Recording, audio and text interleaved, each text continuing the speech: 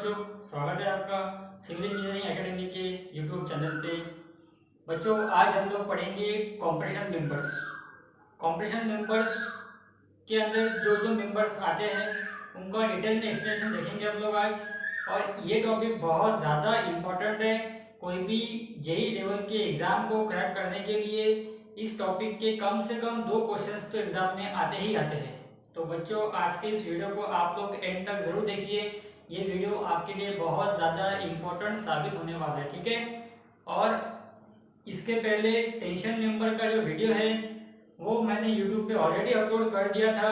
उसका एग्जाम्पल भी सॉल्व करके दिया था, तो उसका लिंक डिस्क्रिप्शन बॉक्स में दिया है, या फिर आप यूट्यूब पे सर्च कर लेना टेंशन मेंबर बाय आकाश चड्ढा, तो आपको उसका वीडियो मिल जाएगा, ठीक है दोस्तों।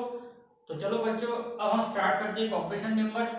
तो कॉम्प्रेशन मेंबर में दोस्तों, कॉम्प्रेशन मेंबर के अंदर कौन से मेंबर्स ऐसे है होते हैं जिसपे कॉम्प्रेसिव लोड एक्ट होता है, और वो कॉम्प्रेशन मेंबर के अंदर हम कैटेगराइज कर सकते हैं।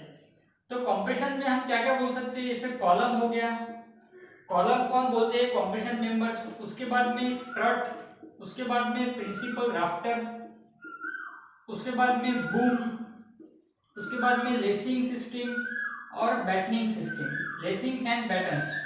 तो ये सारे मेंबर्स जो होते हैं कॉम्प्रेशन मेंबर्स के अंदर आते हैं। कॉलम तो आपको पता है, एक वर्टिकल मेंबर जिसके ऊपर नॉर्मल उसकी जो लेंथ होती है वो बहुत ज्यादा होती है as compare to other cross section dimension. ऐसा वर्टिकल मेंबर जिसकी लेंथ ज्यादा होती है अदर क्रॉस सेक्शन डायमेंशन के हिसाब से, उसे बोलते हैं हम लोग कॉलम। स्ट्रट और राफ्टर जो होते हैं वो ट्रस के मेंबर होते हैं। जैसा कि एक सपोज ये एक ट्रस निकाला मैंने, तो इस ट्रस के अंदर ये जो इंक्लाइन मेंबर्स है बच्चों, ये जो इंक्लाइन मेंबर्स है, इस इंक्लाइन मेंबर को बोलते हैं हम लोग स्ट्रट। इस इंक्लाइन मेंबर को बोलते हैं हम लोग स्ट्रट। और ये जो बाहर के एकदम लॉन्गेस्ट इंक्लाइन मेंबर होते हैं, जो लॉन्गेस्ट इंक्लाइन मेंबर होते हैं ट्रस के, उसे बोलते हैं हम लोग राफ्टर। उसे बोलते हैं हम लोग राफ्टर या प्रिंसिपल राफ्टर। ये जो बॉटम का जो हॉरिजॉन्टल मेंबर होता है दोस्तों, इसे बोलते हैं हम लोग टाई मेंबर। इसे क्या बोलते हैं, टाई। टाई मतलब टेंशन मेंबर, और स्ट्रट और राफ्टर मतलब कॉम्प्रेशन मेंबर। बूम, बूम ये भी एक कॉम्प्रेशन मेंबर है जो आपको क्रेन में मिलता है। क्रेन के अंदर, जैसा आपने क्रेन का एक डायग्राम देखा होगा, इस तरह से क्रेन का डायग्राम होता है। तो क्रेन के अंदर ये जो इंक्लाइन मेंबर होता है, क्रेन का जो इंक्लाइन मेंबर है उसे बोलते हैं हम लोग बूम। तो इंक्लाइन मेंबर्स जो होते हैं बच्चों, वो हमेशा कॉम्प्रेशन में ही आते हैं, ठीक है। इंक्लाइन मेंबर का जो फोर्स होता है वो हमेशा कॉम्प्रेशन में आता है। आप लोग ट्रस के जो अपने वीडियो है उसमें आप लोग देख सकते हो, उसमें समझाया है मैंने कि इंक्लाइन मेंबर के फोर्सेस कॉम्प्रेशन में हमेशा कैसे आते हैं, ठीक है बच्चों। लेसिंग और बेंडिंग भी एक कॉम्प्रेशन का ही भाग है।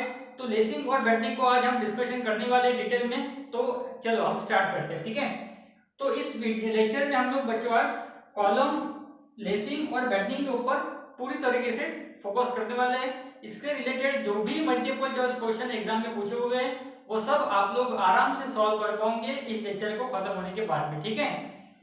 स्ट्रट, राफ्टर और बूम ये सिर्फ एक मेंबर है, इसके ऊपर पूछने लायक क्वेश्चन कुछ भी नहीं है। सिर्फ आपको इतना पूछ सकते हैं एग्जाम में कभी कभी कि boom is a compression member और नॉट, या फिर 4 ऑप्शंस रहेंगे, इसमें उसमें एक बूम रहेगा, इसमें से कॉम्प्रेशन मेंबर कौन सा है, ऐसे क्वेश्चंस एग्जाम में पूछे हुए, ठीक है।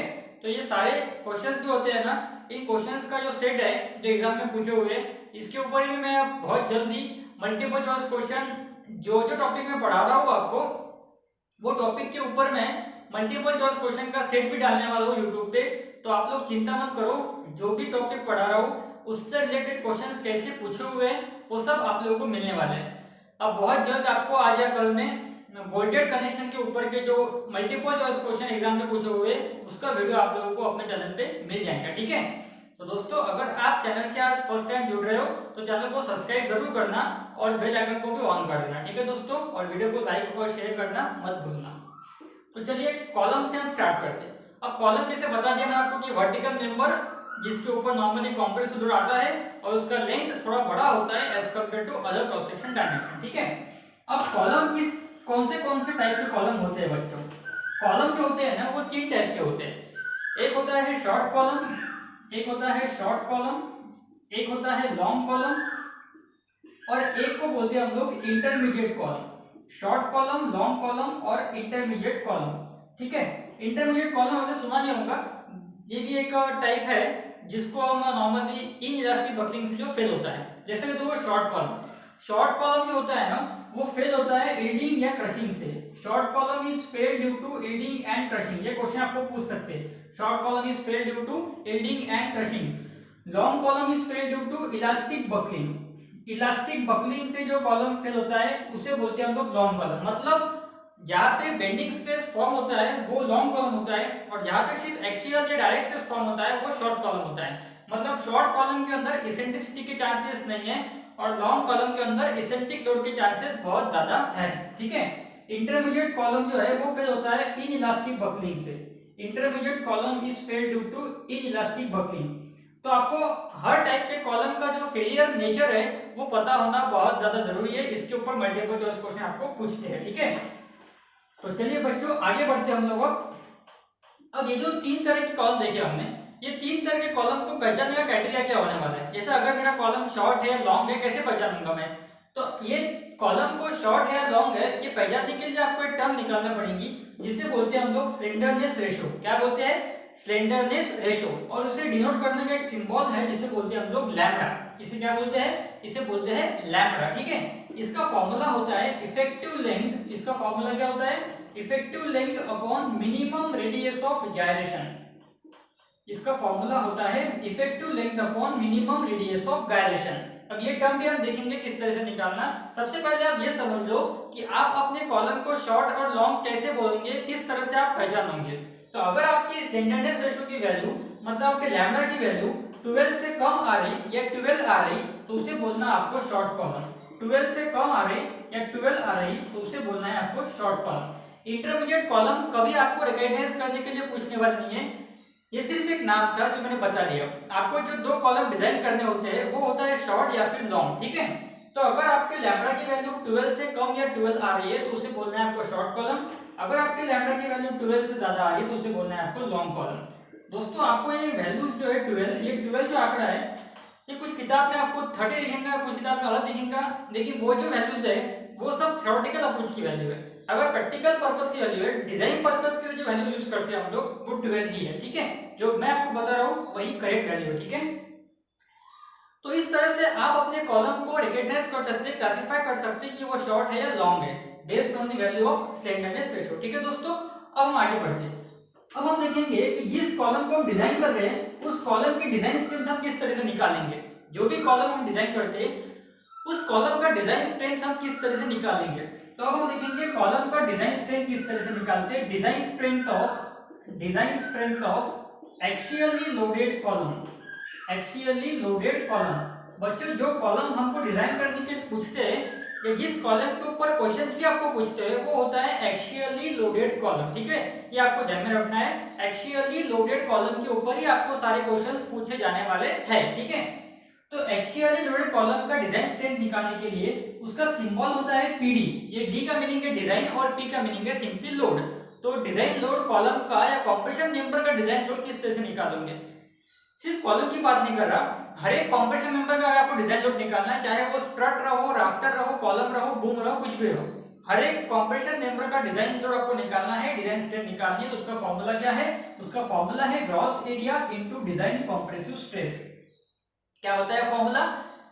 PD is equal to AG into FCD। AG मतलब ग्रॉस एरिया, जो भी सेक्शन आप लोग यूज कर रहे हो, एंगल सेक्शन यूज करो, चैनल यूज करो, आई सेक्शन यूज करो या सीधी प्लेट यूज करो, जो भी सेक्शन आप लोग यूज कर रहे हो एज अ कंप्रेशन मेंबर, उस सेक्शन का ग्रॉस एरिया मतलब टोटल एरिया, और FCD का फुल फॉर्म होता है डिजाइन कंप्रेसिव स्ट्रेस। क्या होता है? Design compressive stress. ठीक है, अब बच्चों आप लोगों को बहुत बार मल्टीपल चॉइस क्वेश्चन ऐसा पूछा हुआ है कि जो कॉलम की डिजाइन स्ट्रेंथ होती है वो कौन से फैक्टर पे डिपेंड होती है। तो दोस्तों ये फॉर्मूला हो गया। अब इस फॉर्मूले के अंदर जो एरिया है ना बच्चों, वो एरिया कांस्टेंट होता है। एरिया आप चेंज नहीं कर सकते, जो भी सेक्शन आप यूज कर रहे हैं उसका एरिया आपको स्टील टेबल में दिया होता है, वही से आपको अडॉप्ट करना है। ठीक है, तो एरिया आपके हाथ में भी है चेंज करना। तो कौन सी टर्म है जिसके ऊपर बेसिकली आपकी डिजाइन स्ट्रेंथ डिपेंड है? एरिया समझ लो आप कांस्टेंट रहने वाला है, तो अल्टीमेटली आपकी जो डिजाइन स्ट्रेंथ है वो डिपेंड है एफसीडी के ऊपर। तो आपको ये ऐसा नहीं पूछने वाले, आपके पास में ऑप्शन है नहीं हो कि design compressive strength is depend upon, आपके पास में ऑप्शन ही नहीं है डिजाइन कंप्रेसिव स्ट्रेंथ का, मतलब एफसीडी का ऑप्शन ही नहीं है। तो आपको अब ये देखना होगा कि एफसीडी किसके ऊपर डिपेंड है। तो अगर आप IS 800 2007 को रेफर करते हो, आप लोग वो IS कोड लेके बैठो, उसके अंदर इंडेक्स में कॉम्प्रेशन मेंबर सर्च कर लो और कॉम्प्रेशन मेंबर में भी आपको 43-44 पेज में मिल जाएगा। अब वो उस पेजेस पे जाके आप लोग देख लो कि एफसीडी की जो वैल्यू है, वो एफसीडी की वैल्यू निकालने के लिए IS कोड में कुछ टेबल्स बने हुए हैं। अब वो टेबल के अंदर एफसीडी की वैल्यू दो पैरामीटर पे डिपेंड है। एफसीडी की जो वैल्यू है वो दो फैक्टर पे डिपेंड है, एक है स्लेंडरनेस रेशियो मतलब लैम्बडा और दूसरा है यील्ड स्ट्रेस। दूसरा कौन सा है? दूसरा है यील्ड स्ट्रेस मतलब एफवाई। मतलब आपकी जो एफसीडी है उसकी वैल्यू स्लेंडरनेस रेशियो और एफआई पे डिपेंड है। मतलब अल्टीमेटली आपके कॉलम की डिजाइन स्ट्रेंथ किन दो पैरामीटर पे डिपेंड है? स्लेंडरनेस रेशियो और यील्ड स्ट्रेस। तो आपका आंसर क्या रहेगा? Slenderness ratio and yield stress. ठीक है बच्चों। हाँ, अब आगे बढ़ते हैं हम लोग। अब आपको बताने वाला हूँ कि जो कॉलम हम डिजाइन करते हैं वो कॉलम कौन से बकलिंग क्लास में एक्ट होने वाला है, कौन से बकलिंग क्लास में आने वाला है, ये आपको पता होना बहुत ज्यादा जरूरी है। क्योंकि विदाउट नोइंग बकलिंग क्लास आप कॉलम को डिजाइन नहीं कर सकते। क्योंकि कॉलम, ये जो एफसीडी की वैल्यूज है बच्चों, ये जो वैल्यू है एफसीडी की, आईएस कोड में ऐसे चार पेजेस है। एफसीडी की वैल्यू निकालने के आईएस कोड के अंदर ऐसे 4 पेजेस है। तो वो 4 पेजेस में से कौन सा पेज आपको यूज करना है, ये आप कहां से डिसाइड करोगे? क्योंकि वो 4 पेजेस जो है वो 4 अलग अलग बकलिंग क्लास के हैं। अब अपना जो सेक्शन है, जो भी सेक्शन हम यूज कर रहे हैं, एंगल बोलो, सी बोलो, आई बोलो, जो भी सेक्शन हम यूज कर रहे हैं वो सेक्शन कौन से बकलिंग क्लास के अंडर आता है, ये पता होना जरूरी है ना हमें। तो अब देखो बकलिंग क्लास कैसे पहचानते हैं और बकलिंग क्लास कौन सी होती है। ठीक है, अब हम देखेंगे कि IS 800 ने कौन से बकलिंग क्लास को क्लासिफाई किया है। तो एज पर IS 800 2007 जो कॉलम की बकलिंग क्लास है वो 4 तरह की है, A, B, C और D। ये 4 तरह की बकलिंग क्लास है।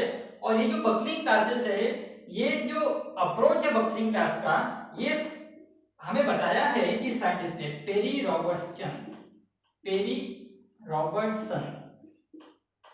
ये क्वेश्चन भी पूछा हुआ है कि जो बकलिंग क्लासेस का अप्रोच है वो कौन से साइंटिस्ट ने दिया है, तो उसका नाम है पेरी रॉबर्टसन। ये क्वेश्चन भी पूछा हुआ है, तो आप लोग ये क्वेश्चन भी याद रखना कि जो बकलिंग क्लासेस का अप्रोच है ये पेरी रॉबर्टसन ने हमें दिया है। ठीक है, अब जो भी बकलिंग क्लास के अंदर आपका सेक्शन कैटेगराइज हो रहा है, आपने एक बार पहचान लिया कि आपका सेक्शन कौन से बकलिंग क्लास के अंदर आ रहा है। अब आपको चाहिए एक वैल्यू जिसे बोलते हैं हम लोग इम्परफेक्शन फैक्टर। देखिए जिस भी बकलिंग क्लास के अंडर आपका सेक्शन एक्ट होगा, फिर वो सेक्शन को डिजाइन करने के लिए हमें जो टर्म का काम पड़ता है उसे बोलते हैं हम लोग इम्परफेक्शन फैक्टर। इम्परफेक्शन फैक्टर का नाम होता है अल्फा, उसका सिंबल होता है अल्फा। अगर आपकी buckling class A, B, C, D कुछ भी है तो इसकी वैल्यू इस तरह से होती है 0.21, 0.34, 0.49, 0.76। एंगल सेक्शन के लिए बच्चों नॉर्मली बकलिंग क्लास जो होती है वो होती है C। एंगल सेक्शन के लिए बकलिंग क्लास नॉर्मली C होती है। बाकी सेक्शन के लिए बकलिंग क्लास आप लोग निकाल सकते हैं, उसका भी टेबल आए आप 2-3 पन्ने पीछे पलटोगे तो आपको समझ जाएगा कि बकलिंग क्लास किस तरह से निकालनी है, आई सेक्शन के लिए किस तरह से निकालनी है, सी के लिए किस तरह से निकालनी है। लेकिन एंगल सेक्शन अगर आप डिजाइन कर रहे हो तो एंगल सेक्शन में बकलिंग क्लास हमेशा C ही होती है। ठीक है, मतलब आपको हमेशा इम्परफेक्शन फैक्टर 0.49 यूज करना पड़ेगा और 95% में हम लोग एंगल सेक्शन को ही यूज करते हैं। ठीक है, तो अब आपको ये ध्यान में रखना है कि हम जब कॉलम सेक्शन को डिजाइन करते हैं तो वो कॉलम सेक्शन 4 क्लासेस के अंदर कैटेगराइज होता है। अपनी क्लास कौन सी है वो हिसाब से आप लोग आपको अल्फा चूज करो और फिर उसका डिजाइन करो। ठीक है, इसके डिजाइन स्टेप्स क्या होते हैं वो हम लोग नेक्स्ट लेक्चर में पढ़ेंगे। कोई भी कॉम्प्रेशन मेमो को डिजाइन करने के लिए कौन से स्टेप्स फॉलो करना होता है वो हम लोग नेक्स्ट लेक्चर में पढ़ेंगे। ठीक है, तो बच्चों कॉलम के ऊपर जो जो मेरे पास था आपको बता दिया। और एक बात बोलूंगा, जो भी कॉलम सेक्शन डिजाइन करते हैं वो कॉलम सेक्शन 2 तरह के होते हैं। एक तो होता है रोल्ड स्टील कॉलम सेक्शन और दूसरा होता है बिल्ट अप सेक्शन। अब इन दोनों में क्या डिफरेंस है? जो सेक्शन रेडीली मार्केट में अवेलेबल होता है उसे बोलते हैं हम लोग रोल्ड स्टील सेक्शन। लेकिन जब हमारे को जो लोड उस कॉलम पे ऐड करना है, उस लोड को हमारा रोल्ड स्टील सेक्शन अगर बियर नहीं कर सकता तो हमें अपने रोल्ड स्टील सेक्शन की ताकत को बढ़ाना होगा। अब ताकत कैसे बढ़ाएंगे हम लोग? हम अपने सपोज ये अपना एक एंगल सेक्शन है, ये जो एंगल सेक्शन मैंने मार्केट से विकत लिया इसको बोलूंगा मैं रोल्ड स्टील सेक्शन। इसको बोलते हैं हम लोग RSJ, रोल्ड स्टील जॉइस्ट। लेकिन इसकी जो स्ट्रेंथ है, इसकी जो बेरिंग कैपेसिटी है बहुत कम है, लेकिन मेरे को इसके ऊपर जो लोड लगाना है वो बहुत ज्यादा है। तो क्या करना पड़ेगा मेरे को, इसका वजन बढ़ाना पड़ेगा। तो मैं क्या करूंगा, मैं इसके ऊपर ऐसे सिंपली कवर प्लेट्स लगा दूंगा। मैं ऊपर भी लगाऊंगा, नीचे भी लगाऊंगा। अगर मेरे को और भी लगाना है तो मैं ऊपर 2 लगा दूंगा, नीचे भी 2 लगा दूंगा। अगर मेरा एक से काम चलता है तो मैं एक ही लगाऊंगा। वो डिपेंड करता है अपने रिक्वायरमेंट्स के ऊपर। तो जब हम रोड स्टील सेक्शन के ऊपर एडिशनल कवर प्लेट्स लगाते हैं, मतलब उसे हम बिल्ड कर रहे हैं। सीधी सी बात क्या हो गई कि एक सेक्शन को हम लोग अपने वर्कशॉप में बैठ के बिल्ड कर रहे हैं। तो जब हम सेक्शन को खुद होकर बिल्ड करते हैं तो उस तरह के सेक्शन को बोलते हैं हम लोग दोस्तों, उसे क्या बोलते हैं बच्चों, हम लोग उसे बोलते हैं बिल्ट अप सेक्शन। ठीक है, क्या बोलते हैं, बिल्ट अप सेक्शन। ठीक है, तो ये सब बातें कॉलम से रिलेटेड हमने डिस्कस कर ली। कॉलम के टाइप्स कौन से है, शॉर्ट, लॉन्ग और इंटरमीडिएट। किस तरह से पहचानोगे आप लोग पहचानोगे स्लेंडरनेस रेशियो के ऊपर से। लैम्बडा 12 से कम आ रहा है तो शॉर्ट कॉलम, 12 से ज्यादा आ रहा है तो लॉन्ग कॉलम। उसके बाद में हम लोगों ने डिस्कस कर लिया कि हम कॉलम का डिजाइन से किस तरह से निकालेंगे, एजी इंटू एफसीडी। एफसीडी काय पे डिपेंड रहता है, लैम्बडा और इस टेस्ट पे। उसके बाद में कॉलम को डिजाइन करने के लिए कौन से बकलिंग क्लास होते हैं, 4 होते हैं, एबीसीडी। किसने दिया ये अप्रोच, पेरी रॉबर्टसन ने दिया है। अब हर एक बकलिंग क्लास का इम्परफेक्शन पैटर्न क्या होता है ये भी हमने डिस्कस कर लिया। ठीक है, अब हम आएंगे कि स्लेंडरनेस रेशियो कैसे निकालना और स्लेंडरनेस रेशियो के मैक्सिमम वैल्यूज क्या होते हैं ये हम लोग पढ़ेंगे। ये 2 पॉइंट जो बताने वाला हूँ, स्लेंडरनेस रेशियो किस पे डिपेंड है, उसकी जो वैल्यूज है, ये सारे जो पॉइंट्स है ये बहुत ज्यादा महत्वपूर्ण है। और इसके ऊपर तो एग्जाम में एक आधा क्वेश्चन आपको मिलने ही वाला है। तो इसे बिल्कुल स्किप मत करो और वीडियो को स्किप करके मत देखो, वीडियो को पूरा एंड तक देखो। थोड़ा बोरिंग हो रहा होगा तो उसके लिए मैं आपसे क्षमा चाहता हूँ, थोड़ा बोर हो रहा हूँ आप लोगों को। मैं ज्यादा डिस्कशन करता भी नहीं फालतू का, लेकिन आप लोग वीडियो को स्किप बिल्कुल मत करना। ठीक है, अब देखो, अब हम लोग आएंगे स्लेंडरनेस रेशियो के ऊपर। स्लेंडरनेस रेशियो निकालने का फॉर्मूला क्या होता है, फॉर्मूला बता दिया मैंने। इफेक्टिव लेंथ मतलब एल, उसको सिंबल देते हैं, अपॉन रेडियस ऑफ डायरेक्शन मतलब उसको सिंबल देते हैं अपन आर मिनिमम। ठीक है, अब एल कैसे निकालना, तो इफेक्टिव लेंथ जो होता है बच्चों, इफेक्टिव लेंथ की जो वैल्यू होती है वो डिपेंड होती है आपके एंड कंडीशंस के ऊपर। मतलब आपको अगर आपके कॉलम सेक्शन का इफेक्टिव लेंथ निकालना है तो आपको एंड कंडीशंस पता होनी चाहिए। मतलब आपके कॉलम के एंड्स कैसे है, फिक्स है, फ्री है, रोलर है, हिंज है, फ्री, किस तरह के एंड्स है। तो उसके देखो दोस्तों, उसके बाद जो 6 कंडीशन है, ठीक है, उसके 6 कंडीशन आपको बताने वाला हूँ। ठीक है, नॉर्मली 4 से 5 कंडीशन ज्यादा इंपॉर्टेंट है। तो पहली कंडीशन देखो, अगर मेरे बोथ एंड्स फिक्स है, जो कॉलम सेक्शन हम डिजाइन कर रहे हैं इस तरह कॉलम अपना है, ये भी एंड फिक्स है और ये भी एंड फिक्स है, दोनों एंड अगर मेरे कॉलम के फिक्स है तो अपन बोलेंगे उसको बोथ एंड्स आर फिक्स। अगर अपने कॉलम के बोथ एंड्स फिक्स है तो अपने एल का वैल्यू क्या रहेगा, अपने इफेक्टिव लेंथ का वैल्यू क्या रहेगा, तो वो होता है दोस्तों 0.65 एल। अगर दोनों एंड फिक्स है तो वो होता है 0.65 एल। देखो ये जो इसकी लेंथ है इसे बोलूंगा मैं ओरिजिनल लेंथ एल, बाद में ये कॉलम क्या होगा, इस तरह से बकल होगा, लोड लगाने के बाद में कॉलम बकल हो जाएगा। तो बकलिंग जहां से शुरू होती है और जहां पे खत्म होती है, बकलिंग का जो कर्व होता है उसकी जो लेंथ होती है उसे बोलते हैं हम लोग इफेक्टिव लेंथ। या फिर इन 2 पॉइंट्स को हम लोग बोल सकते हैं पॉइंट ऑफ कॉन्ट्राफ्लेक्चर, क्योंकि जिस पॉइंट पे मोमेंट हमेशा जीरो हो जाता उस पॉइंट को बोलते हैं हम लोग पॉइंट ऑफ कॉन्ट्राफ्लेक्चर। तो जो 2 पॉइंट ऑफ कॉन्ट्राफ्लेक्चर के बीच में का डिस्टेंस होता है उसे क्या बोलते हैं, इफेक्टिव लेंथ बोलते हैं। ठीक है, आप लोग डेफिनेशन का नाम रखोगे, distance between the 2 point of contraflexure is known as effective length. अब इस तरह से आपका इफेक्टिव होने वाला है। अगर आपके दोनों एंड फिक्स है तो आपका जो बकलिंग नेचर है वो इस तरह से दिखेगा आप लोगों को, और आपकी एल की वैल्यू बढ़ेगी 0.65 आ जाएगी। अब आपको मैं सिर्फ डायरेक्ट वैल्यू बताऊंगा लिख के, हर बार डायग्राम बताऊंगा नहीं, उसमें टाइम वेस्ट होगा। आपको सिर्फ वैल्यूज लर्न करके रखनी है बस। ठीक है, एक बार आपको समझ गया कि इफेक्टिव लेंथ किस तरह से होती है, अब सिर्फ वैल्यूज आपको बताने वाला हूं। अगर आपके दोनों एंड हिंज है, बोथ एंड्स आर हिंज, अगर अपने कॉलम के दोनों एंड हिंज है तो इफेक्टिव लेंथ में कुछ भी बदलाव नहीं होता है। जो अपना एक्चुअल लेंथ था उतने अपना इफेक्टिव लेंथ होता है, मतलब वहां पे होता है 1 एल। ठीक है, सेम जितना एक्चुअल लेंथ था उतना इफेक्टिव लेंथ है। ये अगर थोड़ा बोर्ड फ्लैश हो रहा होगा बच्चों, धूप में थोड़ा वीडियो शूट हो रहा है, थोड़ी बाहर से धूप आती है, तो इसको थोड़ा आप लोग जूम करके थोड़ा आप लोग इसको पॉज करके अच्छे से देख लो। ठीक है, बाद में अगर अपना एक एंड फिक्स है, और दूसरा एंड हिंज है, one and fix and other and hinge, इस तरह से अगर अपने कंडीशन है, मतलब एक एंड तो फिक्स है लेकिन दूसरा एंड जो है वो हिंज है, तो आप लोगों को इस तरह से शेप मिलेगा। और इस केस में वैल्यू होती है 0.8L। क्या होती है? 0.8L इफेक्टिव लेंथ की वैल्यू। उसके बाद में अगर आपका एक एंड फिक्स है, एक एंड फिक्स है और दूसरा एंड क्या है? फ्री है, one and fix and other and free, तब आपकी इफेक्टिव लेंथ होती है ट्वाइस है। मतलब एक कैंटिलीवर टाइप का, एक तरह का कैंटिलीवर कॉलम है, इसमें एक एंड तो फिक्स है, दूसरा एंड फ्री है, तो क्या हो गया? एक तरह का कैंटिलीवर हो गया, वह होती है ट्वाइस है। उसके बाद में अगर आपका एक एंड फिक्स है और दूसरा एंड क्या है? रोलर है, एक एंड फिक्स दूसरा एंड रोलर, तो वहां होता है 1.2L या फिर कभी कभी 1.1L भी हम लोग बोल सकते हैं। जो भी ऑप्शन आपके पास में है वो आप लोग चूज करना है, ठीक है। उसके बाद में आपका एक एंड अगर हिंज है और दूसरा एंड आपका अगर रोलर है, एक एंड हिंज है दूसरा एंड रोलर है, तो भी वैल्यू क्या होती है? ट्वाइस एल ही होती है, ठीक है। One and hinge and other and roller की वक्त भी इफेक्टिव लेंथ की वैल्यू क्या होती है? ट्वाइस एल, ठीक है बच्चों। तो इफेक्टिव लेंथ के सारे एंड कंडीशंस के वैल्यूज आपको पता होना बहुत ज्यादा इंपॉर्टेंट है, ठीक है। तो इस तरह से अपन ने इफेक्टिव लेंथ निकाल लिया। मिनिमम रेडियस ऑफ जाइरेशन किस तरह से निकालते हैं सबको पता होगा, √I/A। जो भी आपके सेक्शन का मोमेंट ऑफ इनर्शिया है, I(x(x) या फिर I(y)y), जो छोटा है वो लेना है आपको। I(x(x) और I(y)y) जो छोटा है दोनों में से वो आपको चूज करना है यहाँ पे अपॉन आपके सेक्शन का ग्रॉस एरिया, ठीक है, AG। ये आप लोग स्क्रीनशॉट ले लो इसका, या फिर आप लोग उसको वीडियो को पॉज करके अच्छे से नोट कर लो, ठीक है। स्क्रीनशॉट लेना है तो स्क्रीनशॉट ले लो आप लोग, ठीक है। हाँ, अब हम पढ़ते हैं कि जो स्लेंडरनेस रेशियो है, स्लेंडरनेस रेशियो तो हमने देख लिया किस तरह से निकालते हैं, LE/R मिनिमम। लेकिन स्लेंडरनेस रेशियो के मैक्सिमम वैल्यूज क्या होते हैं, ये इसके ऊपर क्वेश्चन बहुत बार पूछा हुआ है और ये क्वेश्चन एग्जाम में आपको समझो आने ही वाला, ठीक है।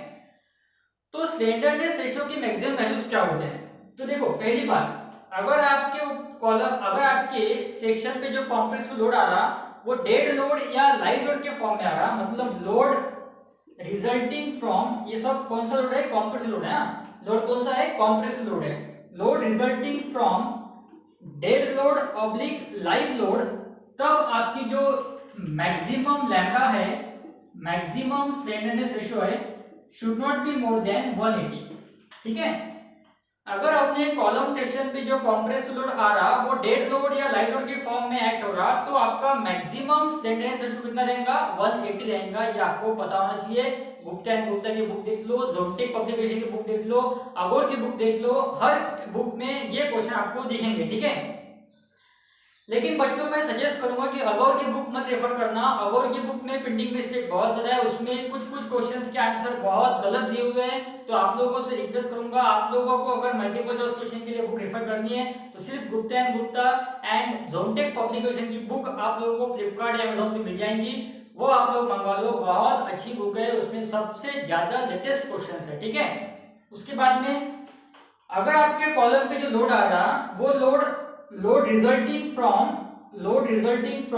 Wind load oblique earthquake load, मतलब विंड या अर्थक्वेक लोड के फॉर्म में अगर आपके सेक्शन पे लोड एक्ट हो रहा, उस केस में आपका जो मैक्सिमम लैम्डा है should not be more than 250, should not be more than 250। उसके बाद में अगर आपकी जो कॉम्प्रेशन फ्लेंज है, compression flange of a beam, compression flange of a beam restrained against, मतलब कॉम्प्रेशन फ्लेंज जो है बीम की वो अगर टॉर्शन को रिस्ट्रेंड करती है, रिस्ट्रेंड अगेंस्ट टॉर्शनल बकलिंग, ये पूछते हैं एग्जाम में कॉम्प्रेशन। तो अगर अपनी कॉम्प्रेशन फ्लेंज जो है बीम की वो टॉर्शनल को सस्टेन करती है, तब अपने उस केस में मैक्सिमम लैम्डा का वैल्यू होता है, maximum lambda should not be more than 300, maximum slenderness ratio should not be more than 300। और दोस्तों अगर आपका मेंबर टेंशन के अंदर है तो टेंशन पे जो मैक्सिमम लैम्डा होता है should not be more than 400, ठीक है। तो स्लेंडरनेस रेशियो के जो मैक्सिमम वैल्यूज है वो आपको पता होना बहुत ज्यादा जरूरी है। ये क्वेश्चंस एग्जाम में बहुत से बार पूछा हुआ है, ठीक है। तो दोस्तों हमने कॉलम से रिलेटेड जितने भी टर्म्स थे, जितने भी बेसिक वन लाइनर्स थे, जितने भी मल्टीपल चॉइस क्वेश्चन एग्जाम में पूछे हुए हैं वो सारे के सारे डिस्कस कर लिए। कुछ छूट भी गया होगा, एक आधा दो 3 4 5 क्वेश्चन मेरे से बताने रह भी गए होंगे, तो मैं उसको मल्टीपल चॉइस क्वेश्चन के वीडियो के माध्यम से आपके सारे क्वेश्चंस कवर करवा दूंगा, उसकी आप लोग चिंता बिल्कुल मत करना, ठीक है दोस्तों। मैं चाहता था कि आज के इस लेक्चर में लेसिंग और बेटनिंग का भी कवर कर लूं, लेकिन वो थोड़ा पोर्शन और ज़्यादा लंबा है, उसके अंदर भी बहुत ज़्यादा मल्टीपल चॉइस क्वेश्चन बनते हैं, बहुत ज़्यादा वन लाइनर्स है और उसके स्केचेस वगैरह मुझे बनाने पड़ेंगे, तो उसे थोड़ा समय और लगेगा, तो इतना वीडियो काफ़ी लंबा हो जाएगा, इसीलिए उसे मैं नेक्स्ट पार्ट में आपके साथ में शेयर करूंगा। ठीक है, रेसिंग और बैटिंग को मैं नेक्स्ट पार्ट में शेयर करूंगा और उसी लेक्चर में हो सके तो मैं आप लोगों को कॉम्प्रेशन मेंबर के डिजाइन स्टेज भी बता दूंगा, किस तरह से अपने को कॉम्प्रेशन मेंबर को डिजाइन करना होता है। ठीक है, तो इस वीडियो में आज के लिए इतना ही। आज के लेक्चर में अपने को सारे टेक्निकल टर्म्स पता हो गए। इस वीडियो को आप लोगों को पसंद आया होगा तो प्लीज इसे लाइक और शेयर जरूर करना, और छोटी सी रिक्वेस्ट है कि आप लोग वीडियो को देख के चले जाते हो, सब्सक्राइब बटन को ऑन नहीं करते हो, तो प्लीज दोस्तों सब्सक्राइब कर दो चैनल को और बेल आइकन को भी ऑन कर दो, ताकि आपको हमारे चैनल से रिलेटेड सारे लेक्चर्स के नोटिफिकेशन अपने मोबाइल पे सबसे पहले मिल सके। हम एमपीएससी प्रीलिम की सीरीज पूरी कर रहे हैं, डब्ल्यूआरडी के लिए स्ट्रेंथ ऑफ बड़े की सीरीज हमने पूरी कर दी है, स्टील का पार्ट खत्म होने के बाद में हम आरसीसी स्टार्ट करने वाले हैं, और स्टील से रिलेटेड और सॉन्ग से रिलेटेड जितने भी टॉपिक्स हमने कवर किए उन सारे टॉपिक्स के मल्टीपल चॉइस क्वेश्चंस जो एग्जाम में पूछे हुए उसके सेट भी हम लोग अपने चैनल पे अपलोड करते रहेंगे। तो दोस्तों ऐसे लेक्चर्स आप लोगों को मिलते रहने चाहिए, इसीलिए आपके पास में इसका नोटिफिकेशन आना बहुत ज़्यादा जरूरी है। ठीक है, थैंक यू वेरी मच।